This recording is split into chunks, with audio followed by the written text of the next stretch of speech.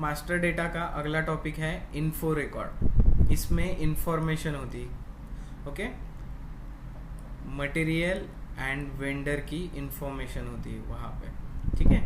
It contain details about the relationship between vendor and the material और service that vendor supplies. Vendor जो हमें material या service भेज रहे हैं उनके रिलेटेड यहाँ पे इंफॉर्मेशन होती है, ठीक है। Info record help streamline procurement process by providing centralize source of data for purchasing activities. ये बहुत इंपॉर्टेंट लाइन है, जो सेकेंड लाइन है बहुत इंपॉर्टेंट है, वो मैं आपको बाद में बताता हूँ, ठीक है। इन्फो रिकॉर्ड में क्या होगा कि आपको एक मटेरियल नंबर है यहाँ पे देखो, ठीक है, यहाँ पे एक मटेरियल नंबर है 1702 फॉर एग्जांपल। तो इस मटेरियल के लिए हमारे पास सिस्टम में कितने वेंडर है, ओके, जितने वेंडर होंगे उन सब का इस मटेरियल के लिए इन्फो रिकॉर्ड मेंटेन करना है हमें, क्योंकि ये वेंडर ये मटेरियल के लिए कुछ अलग टर्म्स एंड कंडीशन देगा, प्राइस देगा, ये वेंडर कुछ अलग टर्म्स एंड कंडीशन प्राइस देगा, हर वेंडर के अलग अलग terms and condition and price range होगी। तो हमें क्या करना है, जो वेंडर हमारे फाइनल है उनका वो जो मटेरियल या सर्विस हमें दे रहे हैं उनके साथ इन्फो रिकॉर्ड मेंटेन करना बहुत ज़रूरी है, क्योंकि इन्फो रिकॉर्ड क्या करता है, centralize source of data generate करता है। जैसे मैं यहाँ पे परचेस ऑर्डर क्रिएट करूँ या परचेस रिक्वेजिशन क्रिएट करूँ, देखो मैं एक एग्जांपल दे देता हूँ आपको, ME21N, अभी ये लॉग आउट हो जाएगा, 2 मिनट।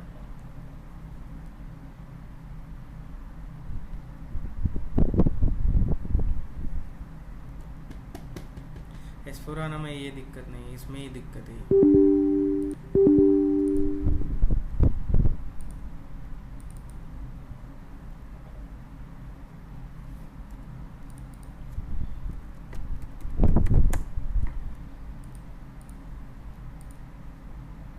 देखो ME21N परचेस ऑर्डर का टी कोड है, ठीक है। यहाँ पे मैं एक वेंडर नंबर डाल देता हूँ, ठीक है। यहाँ पे बेसिक डिटेल्स मैंने डाल दी है,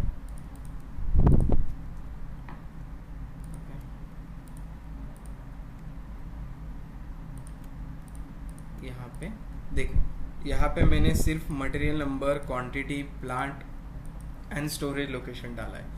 यहाँ पे सिर्फ material number, quantity, plant and storage location डाला है। लेकिन इस मटेरियल का नाम क्या है, ये मटेरियल कैसे लीटर में मिलता है, किलो में मिलता है, क्विंटल में मिलता है, टन में मिलता है, मतलब इसका यूनिट क्या है, डिलीवरी डेट क्या होगी, नेट प्राइस क्या होगी, मटेरियल ग्रुप कौन सा है, पर यूनिट प्राइस क्या है, ओके, इसका बैच कोड क्या है, ये सारी चीज़ें यहाँ पे मैंने कुछ नहीं डाला है, मैंने जस्ट इतने ही डिटेल्स डाले। जब मैं एंटर प्रेस करूँगा तो ये सारे डिटेल्स ऑटोमेटिकली यहाँ पे आ जाएंगे, देखो, ओके। ये व्यू क्लोज करता हूँ, नीचे का भी व्यू क्लोज करता हूँ, देखो सिप्ला नाम है, पैकेट में मिलता है, 3 तारीख तक आ जाएगा, 500 रुपये है पर पैकेट, सब उसके डिटेल्स आ गए, ठीक है। अगर यहाँ पे इन्फो रिकॉर्ड मेंटेन किया होगा मैंने तो इन्फो रिकॉर्ड का नंबर भी यहाँ पे आ जाएगा, देखो आ गया इन्फो रिकॉर्ड का नंबर। ये जो इन्फॉर्मेशन है, या फिर देखो यहाँ पे मटेरियल डेटा में हमने इस मटेरियल क्रिएट करते वक्त जो मटेरियल ग्रुप लिया होगा उसका वेट मैंने डाला था, वो वेट यहाँ पे आ गया है। डिलीवरी शेड्यूल, डिलीवरी रिलेटेड कुछ इन्फॉर्मेशन, टॉलरेंस वगैरह, लिमिट मैंने यहाँ पे मेंटेन की होगी, कोई टेक्स्ट मेंटेन किया रहेगा मैंने तो वो भी यहाँ पे आ जाएगा।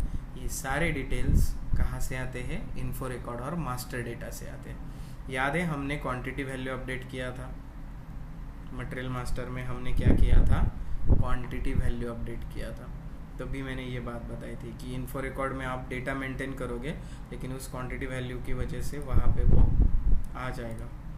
देखो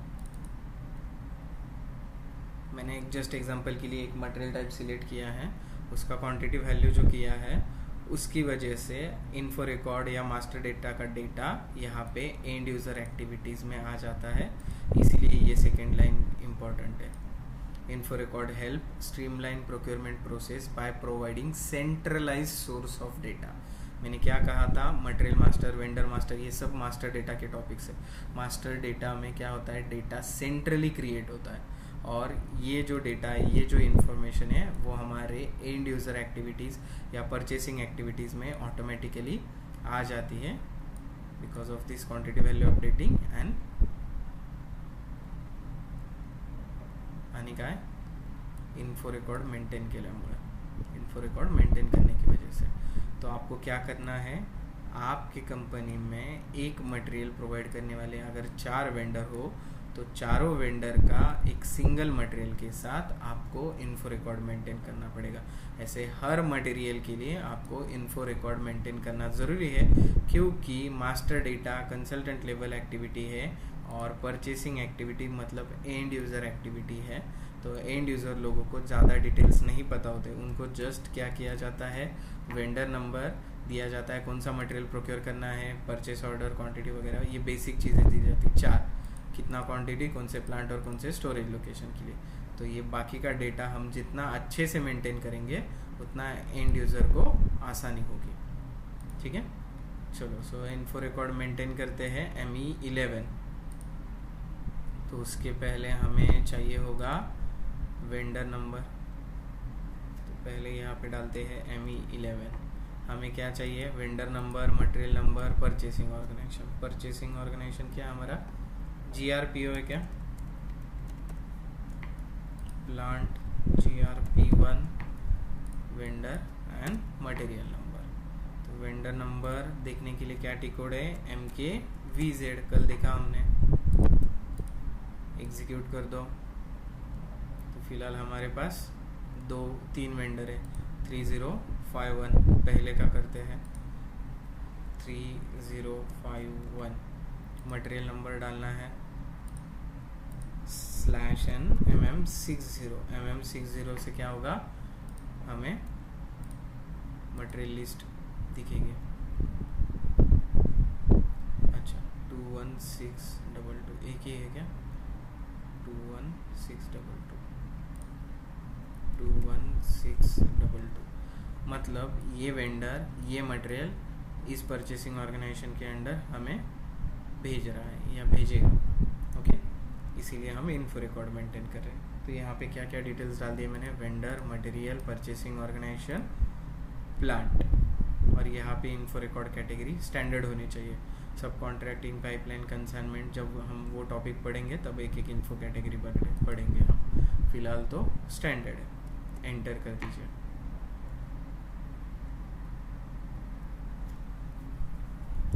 ठीक है, तो देखो यहाँ पे रिमाइंडर डेज है। रिमाइंडर डेज मतलब इस मटेरियल के लिए इस वेंडर को आपको कब रिमाइंड करना है। ठीक है,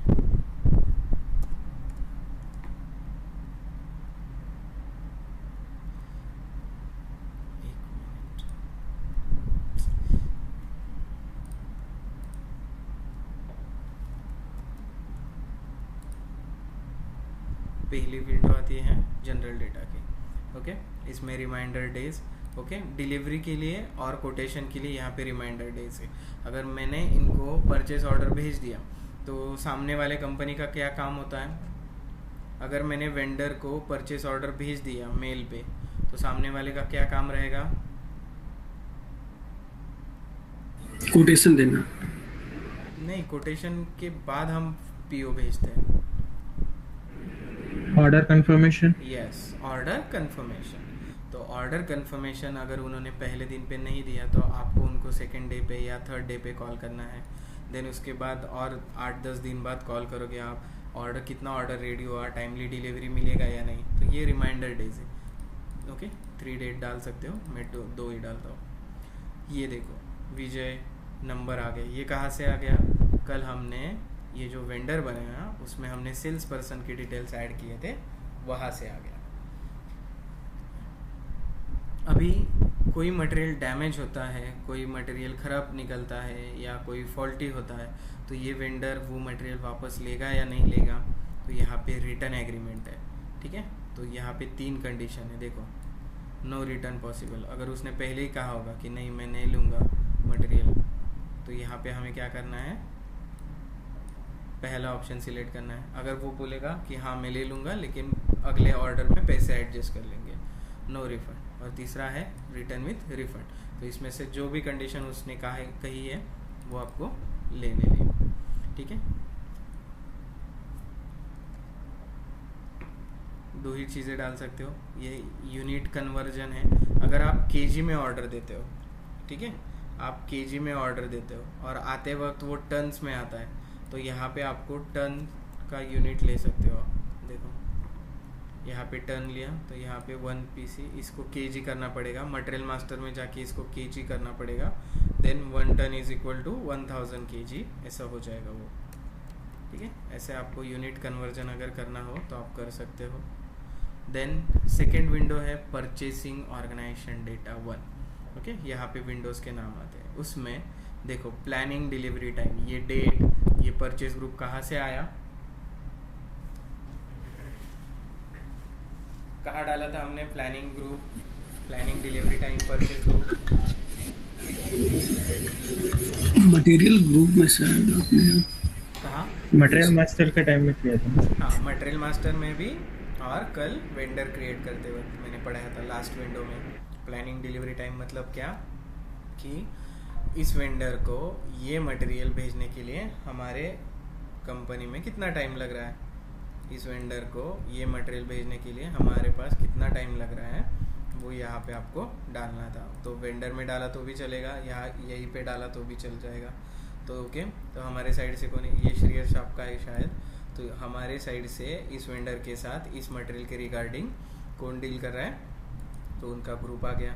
स्टैंडर्ड क्वांटिटी मतलब एवरेज क्वांटिटी, कि आप उनके पास से कितना क्वांटिटी मटेरियल लोगे, तो यहाँ पे मैं 10,000 डाल देता हूँ, ओके। स्टैंडर्ड एवरेज क्वांटिटी है वो, अरे यार सॉरी। उसके बाद मिनिमम क्वांटिटी, मिनिमम क्वांटिटी मतलब इस वेंडर ने कहा होगा कि मिनिमम 500 या 100 के ऊपर पीस का ऑर्डर होगा तो भी, तभी हम एक्सेप्ट करेंगे और तभी हम डिलीवरी कर पाएंगे, ओके। जैसे जोमेटो ब्लिंकिट में है ना, 200 के ऊपर होगा तो फ्री डिलीवरी है, उसके नीचे आया तो डिलीवरी चार्जेस है, तो ये भी यही कहेंगे।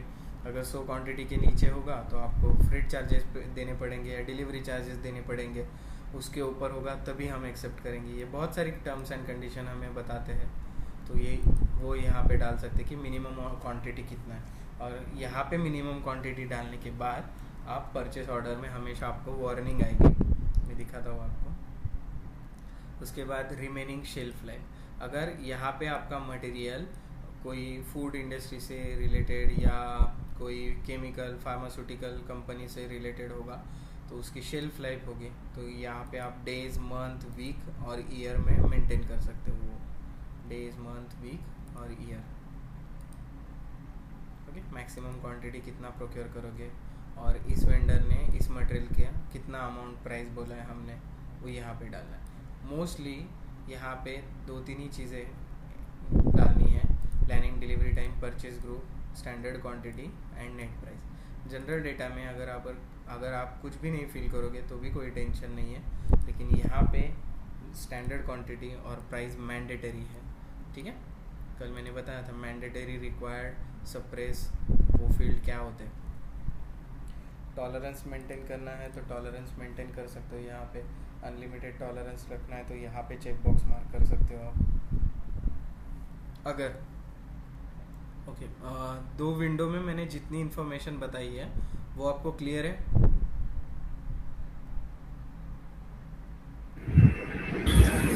Yes sir. लेकिन एंड यूजर को हाँ। वो रिमाइंडर का जो है, फर्स्ट रिमाइंडर, सेकंड रिमाइंडर, हाँ। एज ए एंड यूजर मुझे कौन से स्क्रीन में पता चलेगा कि इसका 2 डेज में रिमाइंडर है, 10 डेज में रिमाइंडर है? नहीं, जो ये मेंटेन करते हैं ना, ये जो परचेज ग्रुप है ना जी, उसका जो बात हुआ है ना, एक तो परचेज ग्रुप ही ये इन्फो रिकॉर्ड मेंटेन करेगा अगर उनको अथॉरिटी हो तो, ठीक है। देखो यहाँ पे सिस्टम बहुत कस्टमाइजेशन कर सकते हैं।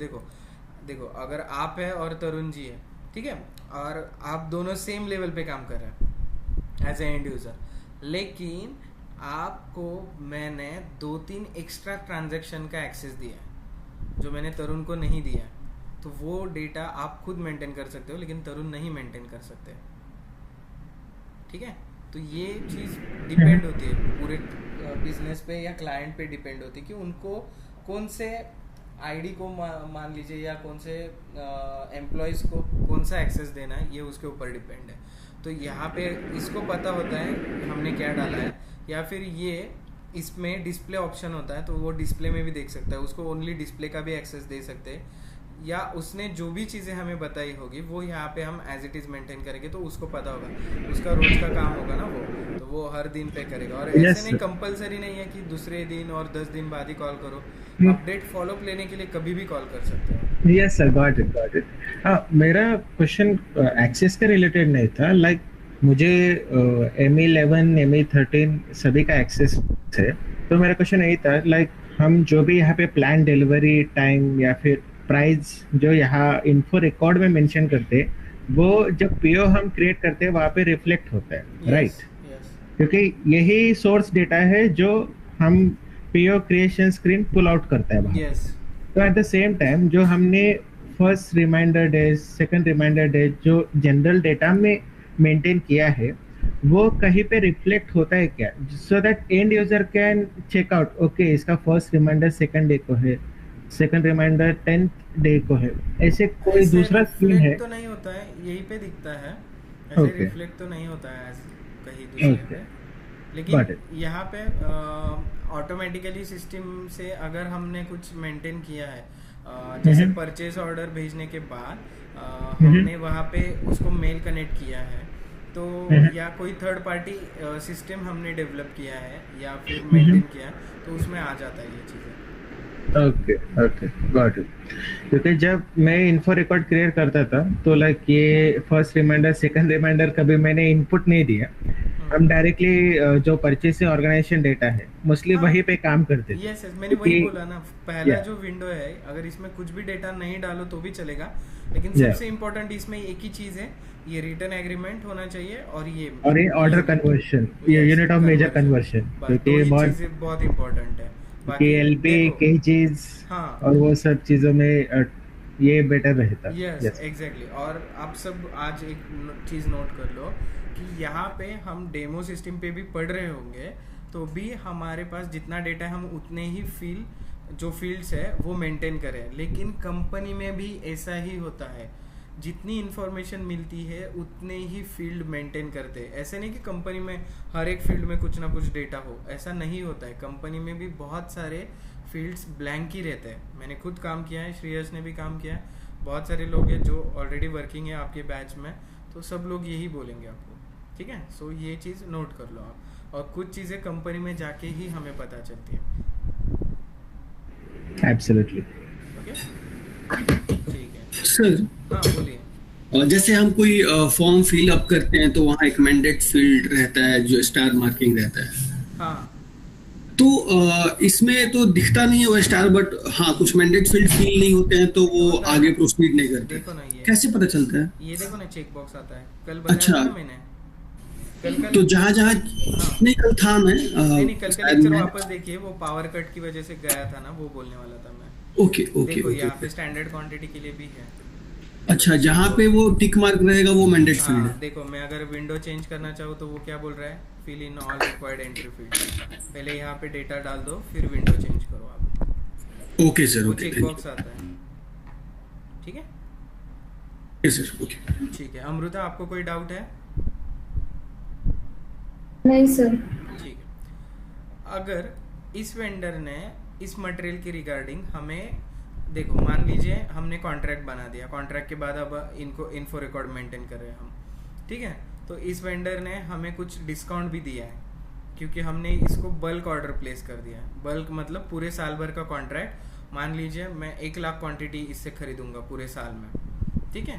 तो इसीलिए इसने हमें डिस्काउंट दिया, तो वो कहाँ पे मेंटेन कर सकते हैं?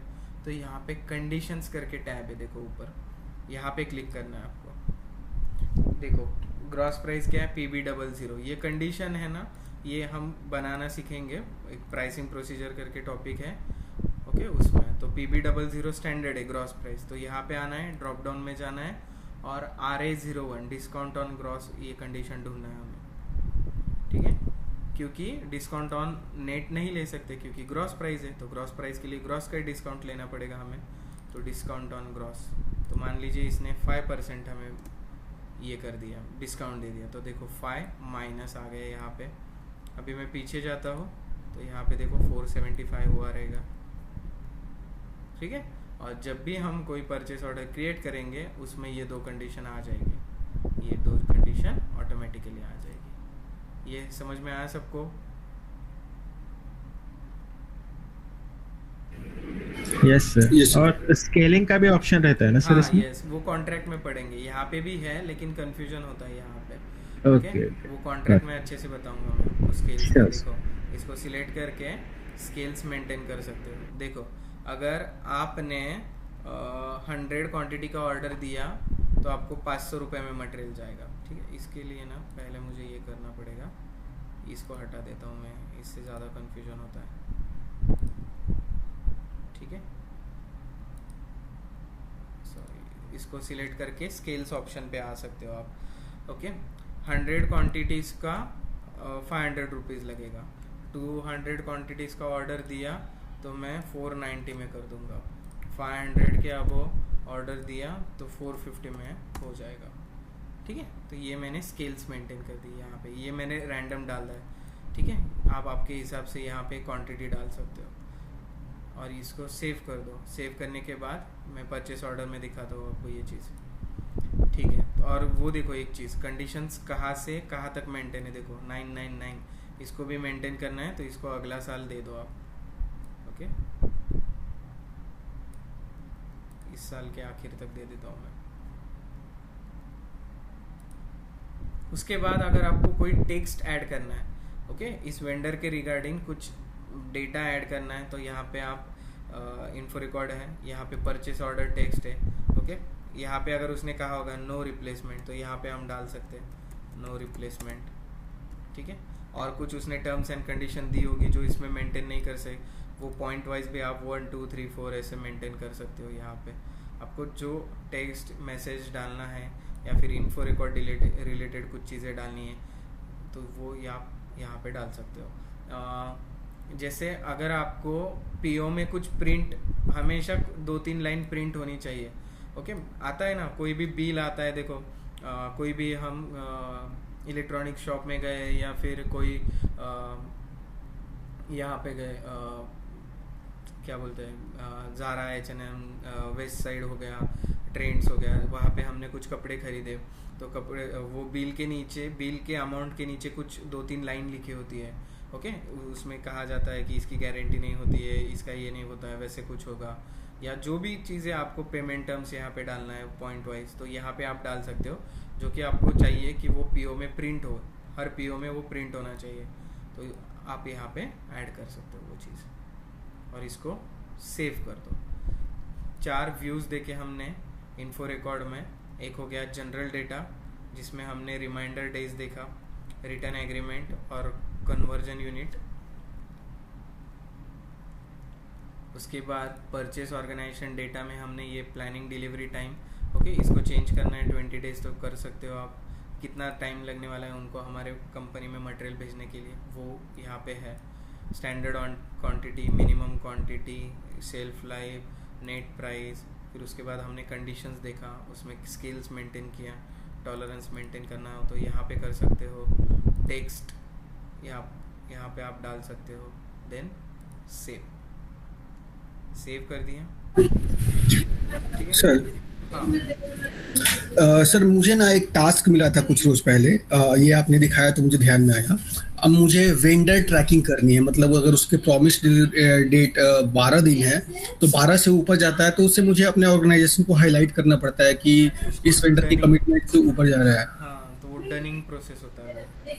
तो ये जैसे आपने डाला यहाँ पे सैप में डेटा की इस वेंडर का ये डिलीवरी टाइमिंग है, डेट, तो क्या मैं ऐसा कोई लिस्ट एक्सट्रैक्ट कर सकता हूँ क्या कि डायरेक्ट वेंडर का नाम डालूं और उसका एक डेट दिखाई दे कि हाँ ये इतने दिनों में डिलीवरी किया है? उसका ना एक प्रोग्राम है अलग से, वो भी कस्टमाइजेशन है। अच्छा सर। हाँ, तो मैंने भी देखा है वो प्रोग्राम, वो बना सकते हैं, ओके, ऐप पर बना देते हैं वो चीज़, उसको रिपोर्टिंग भी कहा जाता है, या फिर वो एक प्रोग्राम हम डेवलप कर सकते हैं उसमें। और जो आप कह रहे हो ना उसको डनिंग कहा जाता है। अगर आपका नुकसान हो रहा है वेंडर की कमिटमेंट की वजह से तो आप उसको डनिंग प्रोसेस से भी मेंटेन कर सकते हो। मतलब उसने 18 दिन कहा था लेकिन वो 22 दिन में, या एक बार हो गया ठीक है गलती माफ़ कर देते, लेकिन 2-3 बार हुआ है तो फिर उसको पेनल्टी लगेगी, क्योंकि उसकी वजह से आपका नुकसान हो रहा होगा ना, आपका प्रोडक्शन रुक जा रहा होगा, तो उसकी वजह हाँ यार। से प्लानिंग डिलीवरी टाइम में एमआरपी फेल हो रहा है ना वहाँ पे, तो मॉनिटरिंग राइट। प्रोसेस वर्क करता है, तो उसके लिए भी है वो प्रोसेस है। 1 मिनट में बता दो आपको। ये देखो मैं एक परचेस ऑर्डर क्रिएट कर रहा हूँ अभी हमारे कंपनी के डिटेल्स लेके, ठीक है। सॉरी BJPO डाल दिया मैंने, सॉरी सॉरी सॉरी। हमारा क्या है GRPO,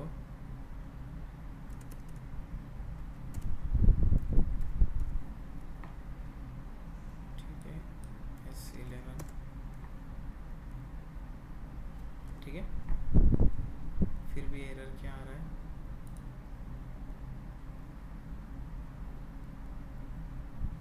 BJP1, हाँ सॉरी प्लांट भी गलत डाल दिया मैंने, हाँ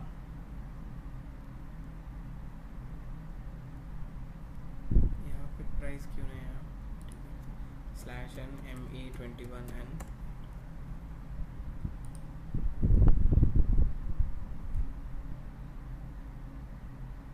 3051 है, 3051 GRPO S11 GRC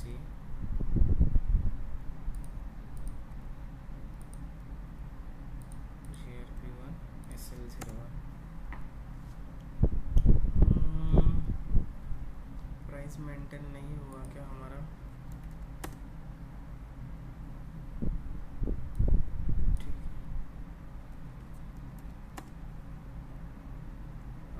ओके, कुछ तो मिसिंग है इसमें, इसीलिए इन्फो रिकॉर्ड वर्क नहीं कर रहा है शायद, क्योंकि यहाँ पे स्केल्स आते हैं, ठीक है। आउटलाइन में पढ़ते हैं स्केल्स क्या है, इसमें कुछ तो मिसिंग हो रहा है। तो इन्फो रिकॉर्ड आपको क्या करना है, एक मटेरियल को कितने वेंडर अवेलेबल है एक मटेरियल के लिए सिस्टम में, उन सब के साथ इसका इन्फो रिकॉर्ड मेंटेन करना है, ठीक है। तो यहाँ पे क्या करेंगे, वापस ME11 में जाएंगे हम, ओके। मटेरियल नंबर सेम रहेगा, क्या चेंज होगा, ओनली वेंडर नंबर। तो दूसरे वेंडर का नाम है मेरा सुमन, वो मैंने एक्सटर्नल नंबर N से बनाया था, एंटर कर दीजिए। यहाँ पे वापस कुछ डालना है आपको, रिमाइंडर डेज तो डाल दीजिए। यहाँ पे मेरा टेक्स्ट मैंडेटरी है, रिटर्न एग्रीमेंट 03 कर देता हूँ। यहाँ पे देखो प्लानिंग डिलीवरी नहीं है, अगर आपने वेंडर में नहीं मेंटेन किया तो यहाँ पे डाल दीजिए। स्टैंडर्ड क्वांटिटी वो 10,000 ही रखता हूँ। अभी इन्होंने मुझे दिया है 520 का कोटेशन, ठीक है, ये मटेरियल मुझे 520 में दे रहे हैं, ठीक है। तो यहाँ पे मैंने मेंटेन कर दिया। कंडीशंस पे जाना है तो कंडीशंस यहाँ पे आप मेंटेन कर सकते हो।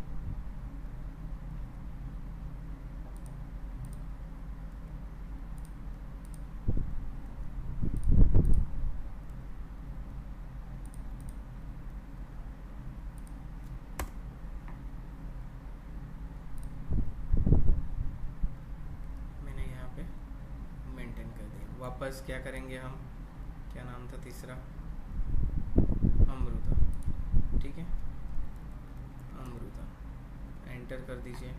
वापस सेम प्रोसेस आप यहाँ पे मेंटेन कर सकते हो, ठीक है। देखो इनके यहाँ पे जब मैंने यहाँ पे वेंडर क्रिएट किया तब सेल्स पर्सन नहीं डाला था, अभी होगा तो यहाँ पे डाल देते हैं, ओके। एक नंबर डाल दिया यहाँ पे मैंने, एंटर।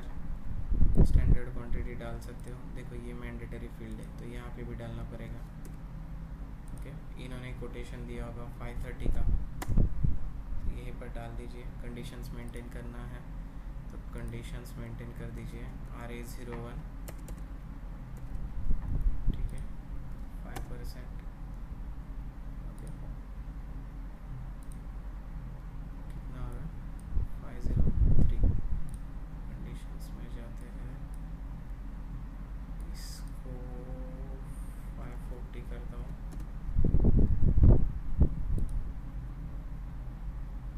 अच्छा ये ऑड ही आ रहा है,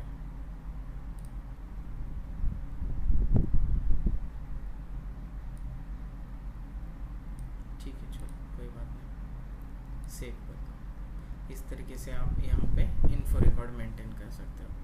देन यहाँ पे चेंज करना है तो चेंज मोड में आके कौन से वेंडर के साथ कौन से मटेरियल की डिटेल्स चेंज करने हैं वो आप यहाँ पे मेंटेन चेंज कर सकते हो। जो भी चीज़ें आपको चेंज करनी है यहाँ पे कर सकते हो।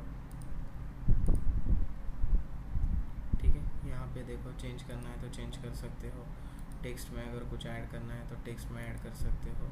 ठीक है, और इसको सेव कर दो। और डिस्प्ले में क्या होगा, ओनली डिस्प्ले। तो ये हो गया हमारा इन्फो रिकॉर्ड। एक बार पीओ निकाल के देखते हैं फिर से, या फिर इसमें कोई दिक्कत होगी।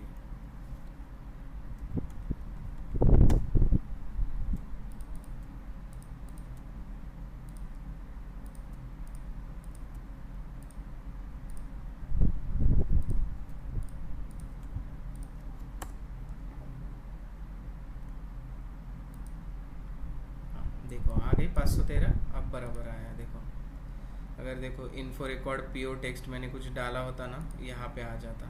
या फिर ट्राई करते हैं डालने का, /NME12 एंटर टेक्स्ट।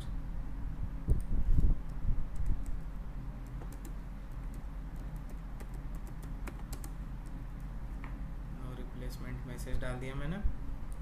वापस यहाँ पे आते हैं हम, /NME21N पीओ का टी कोड है। इसमें हमको क्या करना है, वापस डिटेल्स डालने हैं।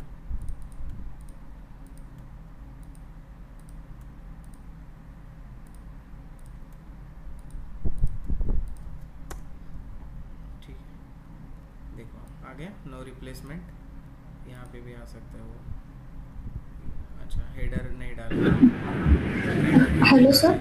Yes madam. Sir transport charges सोबत एक्स्ट्रा असेल तिथे तुम्ही युनिट नेट प्राइस टाकली त्याच्यात म्हणजे ते शो होतं का आपण इन्फो टेक्स्ट मध्येच मेन्शन करायचं काय म्हणता? कंडिशन. ट्रान्सपोर्ट चार्जेस एखाद्याचे एक्स्ट्रा असतील तर आपण इन्फो मध्येच टेक्स्ट मध्येच मेन्शन करायचं का? नाही नाही नाही, देखो म्हणजे तुम्हाला ती कंडिशन लावायची आहे ना, पैसे ऍड करायचे आहेत ना. हा पण हा हां, तुम्ही विचारा, नीट प्रश्न सांगा मला, मी सांगतो तुम्हाला प्रॅक्टिकल. म्हणजे आता एखाद्या वेंडरच्या सोबत आपण पीओ प्लेस करताना कंडिशन असते ना की ट्रान्सपोर्ट चार्जेस तुम्ही एक्स्ट्रा असतील आमचे हो, वगैरे. हो. सो तर मग ती कंडिशन टेक्स्ट मध्येच मेन्शन करायची का? नाही. आपल्याला माहित नाही ना की किती ट्रान्सपोर्ट चार्जेस हाँ एक्स्ट्रा येणार आहे असं. हाँ, तो वो उनके साथ बात कर लेना है। मैडम का सवाल है कि हर बार ट्रांसपोर्टेशन चार्जेस अगर अलग अलग हो और वो हमें पता नहीं है, तो उससे अगर देखिए उनके साथ लॉन्ग टर्म में बिजनेस करना है तो आपको क्या करना पड़ेगा, उनके साथ डिसाइड करना पड़ेगा, कुछ चीज़ें डिसाइड करनी पड़ेगी। एक तो आप जो है ट्रांसपोर्टेशन चार्जेस मतलब फ्रेट चार्जेस भी बोल सकते हैं, वो एक तो वैल्यू बेस्ड होते हैं, परसेंट वैल्यू और क्वांटिटी बेस्ड होते हैं। जैसे आपने कहा कि वो फिक्स नहीं होता, क्वांटिटी के ऊपर होगा तो यहाँ पे क्वांटिटी की यहाँ पे कंडीशन ले सकते हो और यहाँ पे वो मेंटेन कर सकते हो। देखो वैल्यू करना है तो वैल्यू भी कर सकते हो। देखो FRB1 मैंने कर दिया और यहाँ पे कितना है 200 क्वांटिटी का कितना हुआ 10,02,600 क्या, ठीक है। तो यहाँ पे अगर मान लीजिए मैं और कर देता हूँ, यहाँ पे कितना हो गया, यहाँ पे और 2000 ऐड कर देता हूँ, एंटर। देखो अमाउंट बढ़ गई, ठीक है।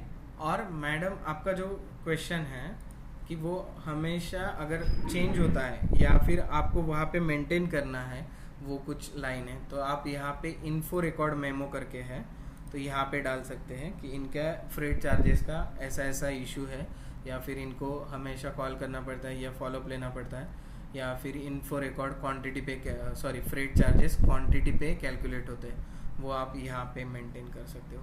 वो आपको पीओ में प्रिंट नहीं होना चाहिए ना, तो वो जिसकी जानकारी के लिए चाहिए, मतलब जो मेंटेन करेगा या जो एंड यूज़र होगा उसकी जानकारी के लिए चाहिए, तो आपको यहाँ पे वो मैसेज डाल सकते हो। आपको जो डालना है या फिर कंडीशन लेनी हो तो यहाँ पे स्टैंडर्ड कंडीशन ले सकते हो।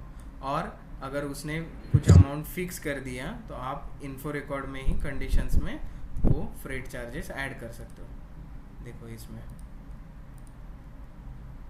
जैसे यहाँ पे RA01 हमने ऐड किया, वैसे ही यहाँ पे आप फ्रेट चार्जेस क्वांटिटी पे कैलकुलेट होंगे, ऐसी कंडीशन डाल सकते हो आप यहाँ पे, ठीक है। ओके, एक क्वांटिटी ओके पे सर। 10 रुपये कैलकुलेट होंगे, ऐसा आपको डालना है, ठीक है। Okay sir, thank you. इसको सेव कर दीजिए। सर और एक ऑप्शन रहता है ना, पीपीवी करके, परचेस प्राइस वेरिएंस, जहाँ हाँ, पे वो भी होता है, वो भी होता है। अकाउंटिंग टीम हेल्प करती है हमें यस, एक्स्ट्रा यस, अमाउंट के लिए। हाँ, लेकिन वो उसका क्या होता है ना, वो हर बार है ना, फिर हमें वो debit note credit note issue करना पड़ता है समटाइम्स, मतलब वो क्योंकि जो पीओ अमाउंट है ना उसमें डिफरेंस आता है ना फिर, या एग्जैक्टली।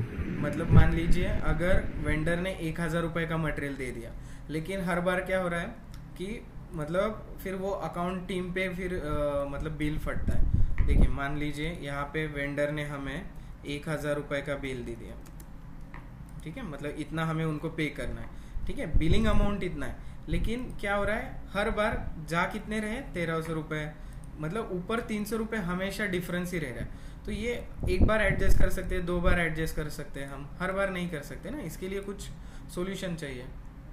तो वो एक तो वेंडर के साथ बात करके हमारी फाइनेंस टीम और हम मिलके एक कुछ सॉल्यूशन निकाल सकते हैं इसमें, या फिर एक डिसाइडेड फ्रेट चार्जेस कर सकते हैं, एक तो क्वांटिटी बेस कर लो या फिर ये कर लो, ठीक है। देखो यहाँ पे मैंने ऐड कर दी है कंडीशन, अभी आई होगी तो ठीक है। आइए देखो 10 पीस का कितना हुआ 2,000 रुपये, पर पीस का एक था 200 क्वांटिटी का इतना हो गया, ऐड हो गए क्वांटिटी के ऊपर करोगे तो आप, ठीक है। तो इन्फो रिकॉर्ड में अगर फ्रेट का कंडीशन दिया होगा तो it will take care of the amount, otherwise फिर वही है पीपीवी अकाउंट और अकाउंट्स पेएबल जो भी है उनके साथ बात करके ये सॉर्ट आउट करना होगा हर हाँ, time. Yes yes, got it. ठीक है। इस तरीके से आपका प्रिंट आएगा, ठीक है। ये प्रिंट का लेआउट बहुत ही है। चलो ठीक है, कितने बज गए, ठीक है, आज के लिए एक ही रखते हैं, अगला ले लेते थे, ठीक है। चलो स्टार्ट ही कर लेते हैं। सोर्स लिस्ट रिलेटेड टॉपिक है आज, अगर लिंक बैठा है आपका तो हो जाएगा। सोर्स लिस्ट सिमिलर है इन्फो रिकॉर्ड जैसे, list of possible source of supply यहाँ पे हमें मेंटेन करना है। List of possible source of supply मतलब एक मटेरियल के लिए हमारे सिस्टम में कितने मटेरियल है वो एक जगह पे हमें मेंटेन करना है, ओके। एक सिंगल मटेरियल या सर्विस के लिए हमारे पास कंपनी में कितने वेंडर हमने फाइनलाइज किया है या फिर ऑन बोर्ड कर लिया है उनको, या फिर उनका डेटा हमने सिस्टम में क्रिएट किया है या उनके साथ बिजनेस कर लिया है, वो यहाँ पे मेंटेन करना है, ठीक है। A particular material can be ordered from different vendors in different time interval. This information can be maintained in a list that is called as source list.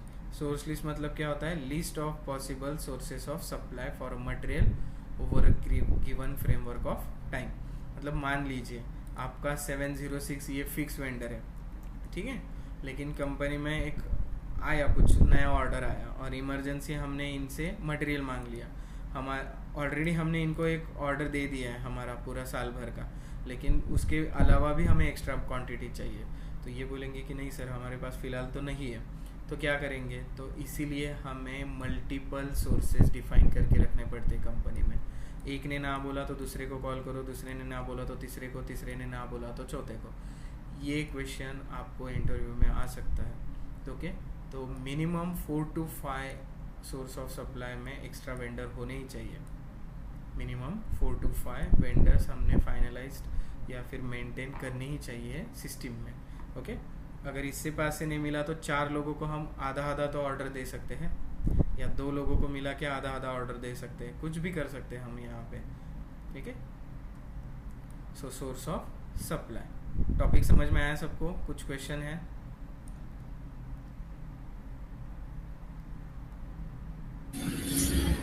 No sir.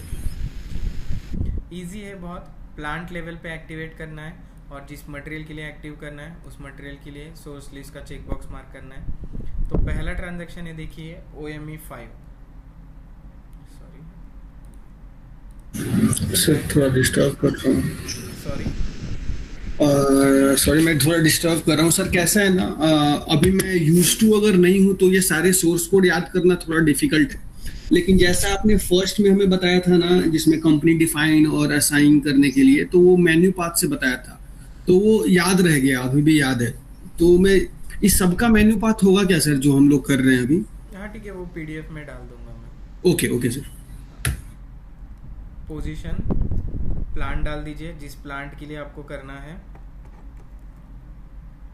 Sorry, GRP1 enter कर दीजिए। और देखो हमारा plant है, उसके आगे ये check box mark कर दीजिए और सेव कर दीजिए। प्लांट लेवल पे एक्टिवेट हो जाएगा, ये ना हमारा नाम है। यस, सेव कर दीजिए। देन मटेरियल लेवल पे, तो मटेरियल में चेंजेस करने, तो कहाँ जाएंगे? MM02 ये मटेरियल नंबर है, एंटर कर दीजिए। तो जो मुझे ऑप्शन चाहिए सोर्स लिस्ट का, वो परचेसिंग व्यू में है, तो बाकी के व्यूज़ की ज़रूरत नहीं है, तो उन सबको अनचेक कर दिया मैंने। एंटर कर दो, प्लान डाल दो। सॉरी, GRP1 है ना।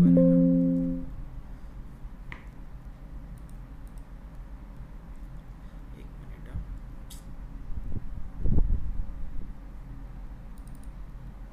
एंटर।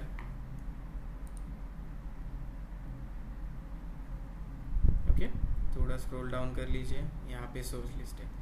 जिस मटेरियल के लिए आप सोर्स लिस्ट मेंटेन करना चाहते हो, उसके लिए आपको सोर्स लिस्ट मार्क करना बहुत ज़रूरी है। ओके, प्लांट लेवल पे कर लिया, मटेरियल लेवल पे कर लिया हमने, तो अभी सोर्स लिस्ट मेंटेन करते हैं। ME01 मटेरियल नंबर डाल दिया, प्लांट डाल दिया, एंटर कर दो। तो आज की तारीख से हम मेंटेन करेंगे सोर्स लिस्ट। आज की तारीख है, और लास्ट की तारीख ले लेते हैं पूरे साल की। ओके, आप जितना चाहे उतने सोर्सेस यहाँ पे डिफाइन कर सकते हो। Okay, vendor number 3051, okay. Then second क्या था? अमृता, एंड थर्ड था सुमन। ठीक है,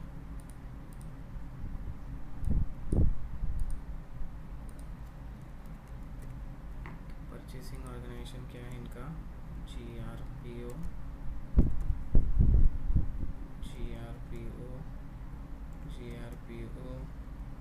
ठीक है। देखिए, अगर आपने इस वेंडर के साथ इस मटेरियल के रिगार्डिंग कोई आउटलाइन एग्रीमेंट या कॉन्ट्रैक्ट मेंटेन किया होगा, तो उसका यहाँ पे नंबर डाल सकते हो, कॉन्ट्रैक्ट का नंबर डाल सकते हो। ठीक है, उसके बाद फिक्स, इन तीनों में से कोई भी एक वेंडर फिक्स होगा, तो यहाँ पे चेक बॉक्स मार्क कर दो। किसी को ब्लॉक करना है तो यहाँ पे ब्लॉक कर दो। ऑर्डर यूनिट क्या होगा वो यहाँ पे डाल सकते हो। एग्रीमेंट में कौन सा लाइन आइटम मटेरियल होगा वो डालना है तो वो भी डाल सकते हो। ओके, ये अगले लेक्चर में आपको पता चलेगा। एंटर कर दो। एंटर करने के बाद ये बाय डिफ़ॉल्ट रेड होता है, मतलब आपका कुछ डेटा गलत नहीं है, इसका colour he by default red हो जाता है और इसको सेव कर सकते हो। तो मैंने क्या किया, इस सिंगल मटेरियल के लिए आज से लेके इस ईयर एंड तक 3 वेंडर यहाँ पे मेंटेन कर लिया। ठीक है, इनमें से पहला वाला मेरा फिक्स होगा तो यहाँ पे फिक्स मार्क कर दो। मतलब अगर मुझे कोई मटेरियल ऑर्डर करना होगा तो मैं इससे कांटेक्ट कर सकता हूँ, इससे भी कांटेक्ट कर सकता हूँ और इससे भी कांटेक्ट कर सकता हूँ। ये 3 वेंडर मेरे सोर्स ऑफ सप्लाई है इस मटेरियल के। ये समझ में आया आपको? और सर फिक्स मतलब जब हम तीनों से ऑर्डर कर ही सकते हैं तो फिक्स किसी को क्यों करेंगे? किसी से एग्रीमेंट मेंटेन किया होगा ना साल भर का, तो वो पर्टिकुलर डिस्काउंट में देगा ना, तो वो फिक्स है। ये 2 ऑप्शन है, अगर इससे नहीं मिला तो इसको कॉल करेंगे, इसको कॉल करेंगे, इसको कॉल करेंगे। ओके ओके सर, ठीक यस सर। है, सेव कर दीजिए। ओके, देखो देन चेक करते हैं, हमें देख कैसे सजेशन आता है। ME51N PR purchase requisition raise करने का टी कोड है ME51N। यहाँ पे चेक बॉक्स मार्क कर दो 21622। मान लीजिए मुझे 1000 क्वांटिटी ऑर्डर करना है, GRP1 एंड स्टोरेज लोकेशन है SL01। ठीक है, material quantity, plant, storage location और सोर्स डिटर्मिनेशन मार्क कर लिया है, एंटर कर दो। ठीक है, एंटर करने के बाद यहाँ पे सोर्स ऑफ सप्लाई में मेरे 3 वेंडर आ गए। ठीक है, फिर आप जिसको ऑर्डर देना चाहते हो दे दो।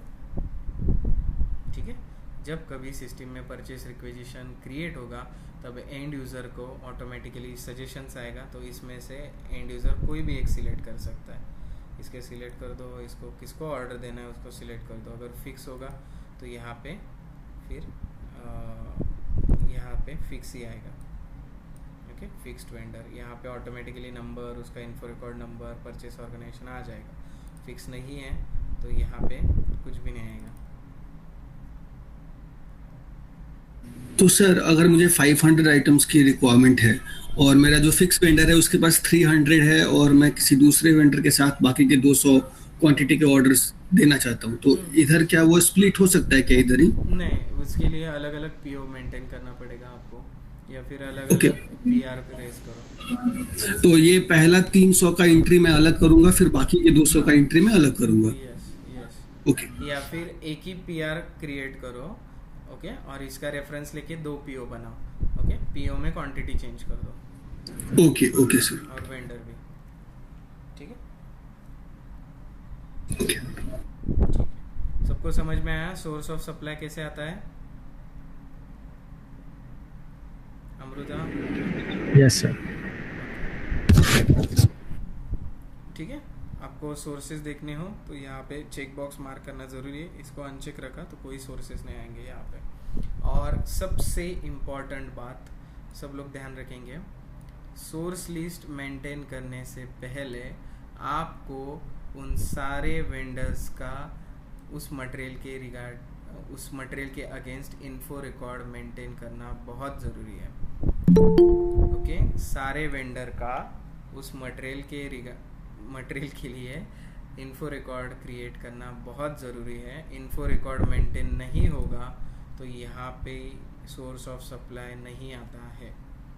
ओके, पहले का ही होगा तो पहले ही बाय डिफ़ॉल्ट आएगा, बाकी के नहीं आएंगे। To maintain source list first we have to maintain info record. ठीक है, देखो यहाँ पे नंबर आ गए ना, तो पहले हमें इन्फो रिकॉर्ड मेंटेन करना पड़ेगा। चलो,